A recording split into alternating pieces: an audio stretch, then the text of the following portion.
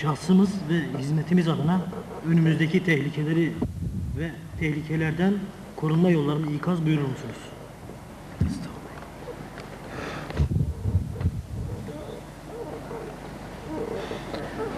Başta arz etmeye çalıştığım gibi şu anda içinde bulunduğumuz nimetler, idrak ettiğimiz nimetler açısından büyük ölçüde bugün gelip bize toslayan ve yakın uzak istikbalde yolları kesen, gulyabaniler gibi karşımıza çıkacak olan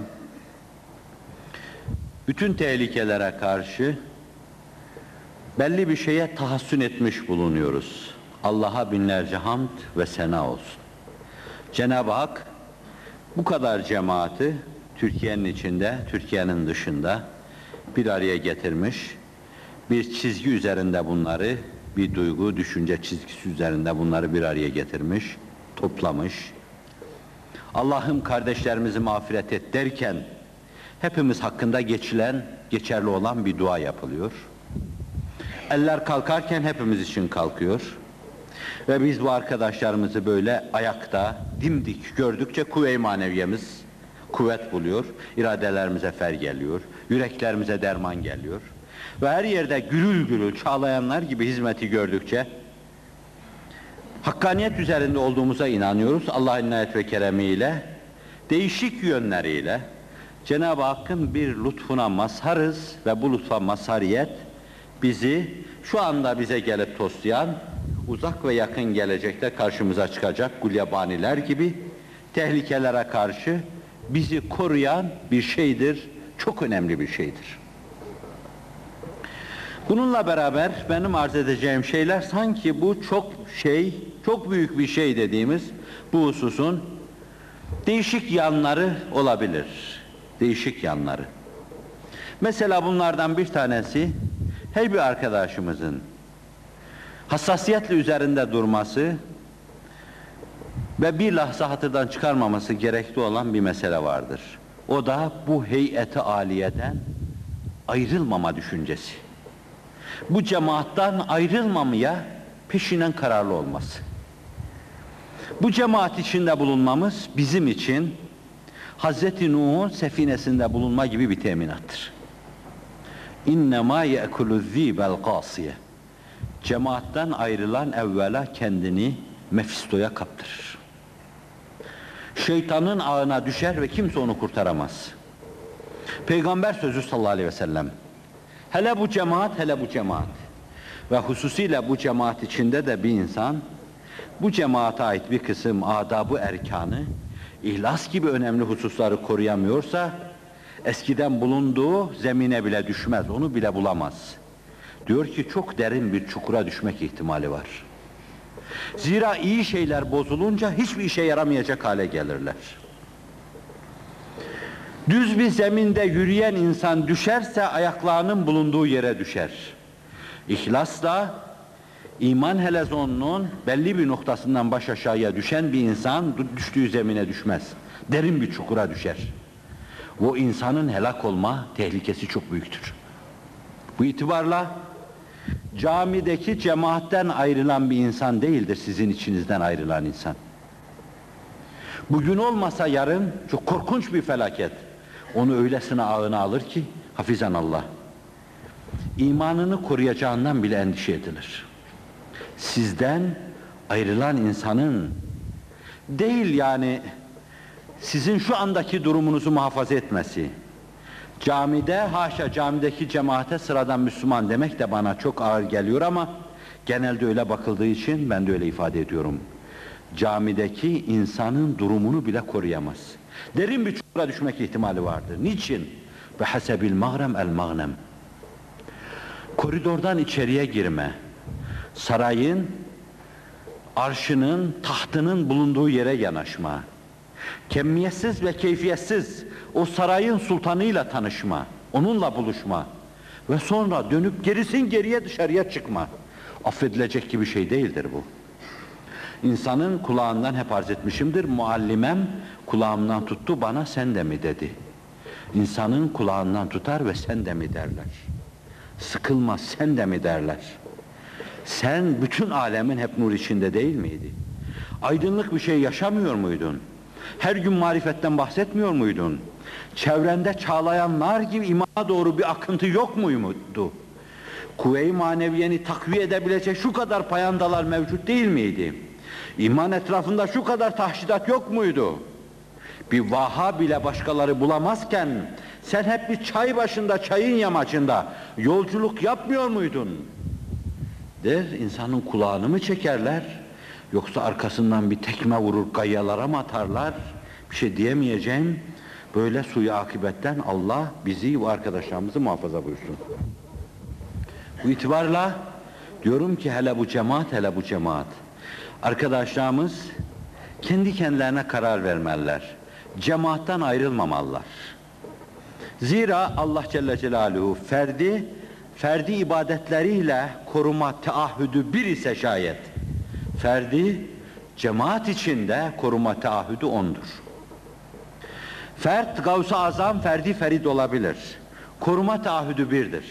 Ama bu fert cemaatle bütünleştiği, hele bünyan-ı mahsus haline geldiği zaman korunma teahhüdü birden ona yükselir. Evvela bu var. 2.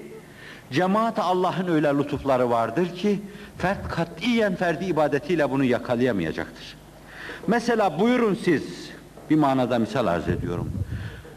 Tek başınıza cuma namazıyla, cuma cemaatiyle hasıl olan sevabı elde edin. Buyurun Arafat'ta ulaşılan şeyi elde edin. Buyurun Kabe'de kılınan namazı elde edin. Buyurun siz cemaatle eda edilen, yerine getirilen vazifeleri yerine getirmekle elde edilen şeyi elde edin tek başınıza. Edemeyeceksiniz, mümkün değil.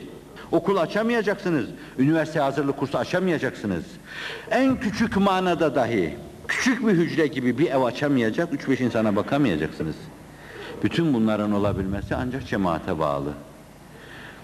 Allah'ın himmetiyle inzimam etmiş, bütünleşmiş, cemaatin himmetiyle insan kanatlanır. Ve onunla öyle mesafe alır ki sanki binlerce ferdin iştirak edip meydana getirdiği bir topluluk 1000 tane kanatla uçuyor. 1000 kanat çırparak bir insanın mesafe alması nerede? Allah'a ulaşması nerede? 2 tane minik kanadıyla uçma oyunu yapması, uçmayı hecelemesi nerede?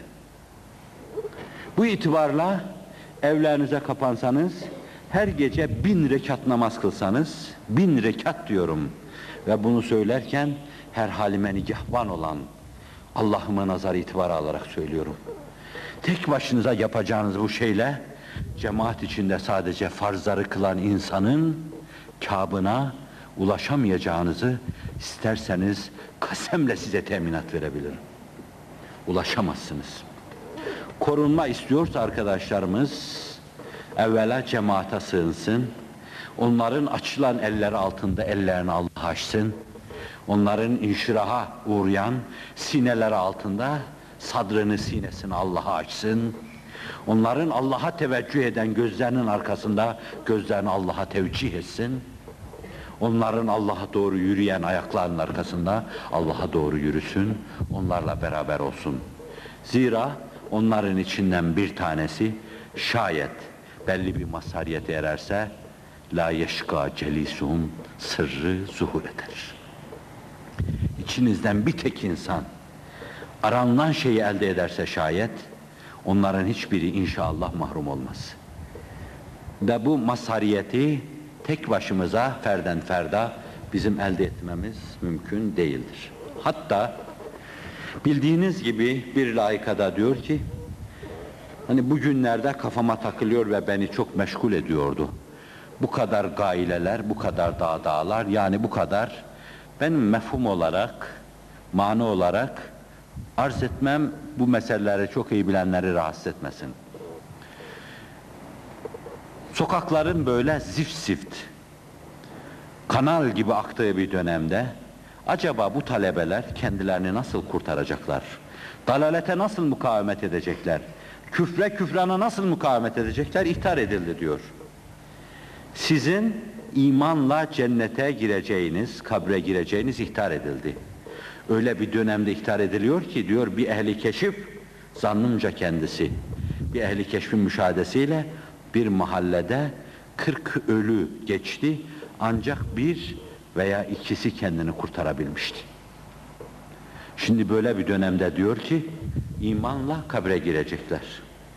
Ve bu meseleyi açayım diyor, izah ediyor. Bir perde kaldırıyor. Bir diyor, okudukları şeylerle iman hakikatları ruhlarına öyle kök salacak ki, kalpleri, latife-i Rabbaniyeleri, hisleri, iradeleri, sırları, şuurları, hafileri, hafaları, ahfaları ve ben tespit edemediğim bazı latifeler daha var. Saikaları, şaikaları. Öylesine bu nurların pençesi içine alınacaksa pençe diyeceğim ben. Salıvermemeleri için. Bu latifelere sahip çıktıklarını ifade etmek için. Öylesine sağlama bağlanacaklar ki, değil küfür ve dalaletin oralara gelmesi, şeytanın eli oralara uzanamayacaktır diyor.